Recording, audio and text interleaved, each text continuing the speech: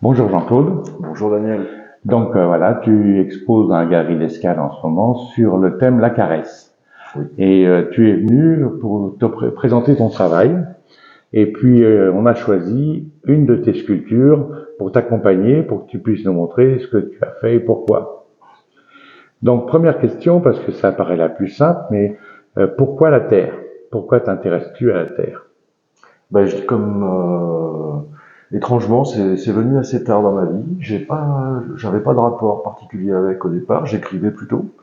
Et puis autour de la quarantaine, j'ai eu envie, après une interruption, ou un temps durant lequel je ne pratiquais plus d'activité artistique, j'ai eu envie de revenir à la terre.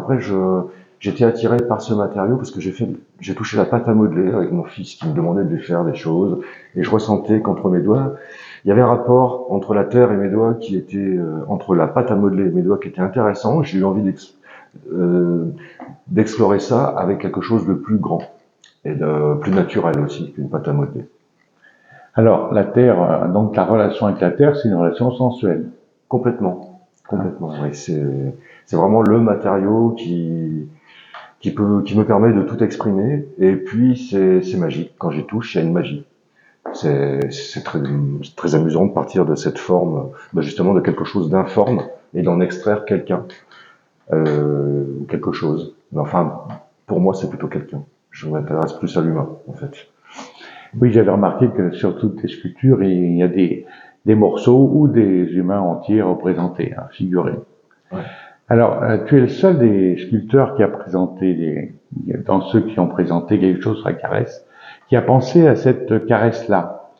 Donc, si j'ai bien lu, si j'ai bien compris, c'est la main d'un homme posée sur la joue d'une femme. Oui, D'accord? oui, c'est bien ça, oui. C'est quelque chose qui exprime une forme de douceur, d'attention portée à l'autre, qui crée à la fois l'émotion, la détente, la confiance. Et quand la détente, la confiance s'installe, ça ouvre des horizons. Et puis j'ai voulu aussi que les gens le ressentent, parce qu'on ne le fait pas que pour soi, il faut que ce soit perceptible. Donc en fait, j'ai travaillé beaucoup sur cette zone-là où je cherche d'abord une âme pour incarner l'émotion. Pour moi, l'âme se situe, c'est vraiment quelque chose de personnel, hein, c'est une approche toute particulière à ma façon. C'est autour des yeux, même si le regard est mi-clos, l'arête du nez, j'essaie de trouver quelqu'un. Ici, à partir du moment où il y a quelqu'un, c'est bon, je peux y aller, je peux démarrer. Mais tant que ça c'est pas trouvé, ça accroche pas. Voilà. Et oui, alors ensuite j'ai travaillé sur cette émotion pour créer une espèce de transparence qui laisse l'accès au spectateur d'entrer dans l'émotion que ressent cette personne. Oui, moi je ressens quand même un bonheur intense, profond de cette femme là qui sent cette caresse. D'accord? Ça, Ouais, c'est ouais, sur le ouais. moment. Ouais. T'as laissé quand même des perspectives pour l'avenir. Éventuellement, les gens peuvent imaginer plein d'autres choses après. Bien sûr, à partir du moment où il y a confiance et détente, tout peut se passer. Mais c'est que du positif. Voilà. Oui, oui, c'est très positif et c'est que du bonheur. Mm. Oui, alors j'avais remarqué quand même, parce que je suis sculpteur depuis un certain temps, que là, tu avais une représentation extrêmement fine et subtile, finalement, du visage et du sentiment.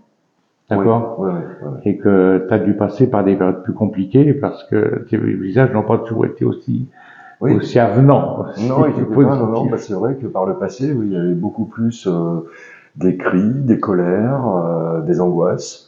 Et puis après un petit travail de quelques années, un nettoyage intérieur, j'ai pu m'apaiser et puis aller vers quelque chose de plus doux, ouvert, euh, que les gens peuvent recevoir aussi. Et, et quand même, des sentiments qui sont simples mais profonds, des choses que tout le monde connaît. Donc je pense que ça tend vers l'universel aussi. Mais oui, ce sont des. J'ai encore par contre des états d'autrefois, avec par moments des colères, des angoisses, etc. Mais au lieu de les représenter, parce qu'après il faut vivre avec, j'essaie plutôt de représenter une réponse à ça. Donc j'essaie de représenter des choses qui ouvrent des chemins où les gens sont bien. Hmm. et qui nous donne en fait une valeur de nous-mêmes plus importante, plus facile à partager. Ah oui, alors je te pose la question, est-ce que tu as écrit quelque chose autour de ce sentiment ou de cette situation? Parce que tu écris beaucoup, tu as écrit beaucoup. J'écris beaucoup moins, mais j'écris encore, de temps à autre. Maintenant, je raconte comme ça, même des histoires. On peut dire que comme c'est une image arrêtée, et qu'il y a si l'émotion est perceptible, chacun peut développer sa propre histoire à partir de là. Donc c'est aussi une façon de raconter. Mais oui, j'écris encore. D'ailleurs, comme tu le sais, je fais aussi des lectures de temps à autre de mes textes avec un ami pianiste qui m'accompagne. Et donc on fait ça chez l'habitant ou parfois dans une salle pour un vernissage d'expo. Donc je lis des textes, poèmes, nouvelles, etc. accompagnés au piano. Oui, donc finalement, les gens qui voudraient t'écouter dans ce sens-là peuvent te solliciter Ouais, pour tout à ça, fait. Ouais. parce qu'effectivement, c'est une richesse qu'on ne peut pas deviner forcément lorsqu'on voit une sculpture. Ouais. D'accord. Mais c'est lié pour moi parce que ça c'est quelque chose oui, qu'il faut dire, c'est que mes sculptures, sans en avoir l'air, ça reste littéraire. Parce que le temps où je touche la terre, où j'approche mon personnage, il y a un tas de mots qui défilent dans ma tête, il m'arrive même d'en prononcer à voix haute. Et au fur et à mesure que l'œuvre se crée, ces mots, ils disparaissent, ils passent dans un tamis. Et puis, quand j'approche du terme, en général, il m'en reste 1, 2, 3, et en général, ça fait le titre. C'est un mécanisme tout simple que je n'ai même pas cherché à... Mais ça se fait naturellement, en fait. D'accord.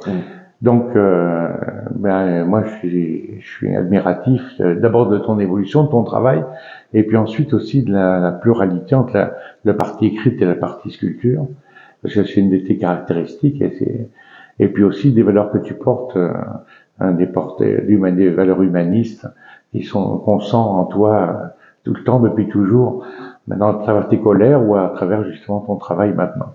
En fait, maintenant, merci.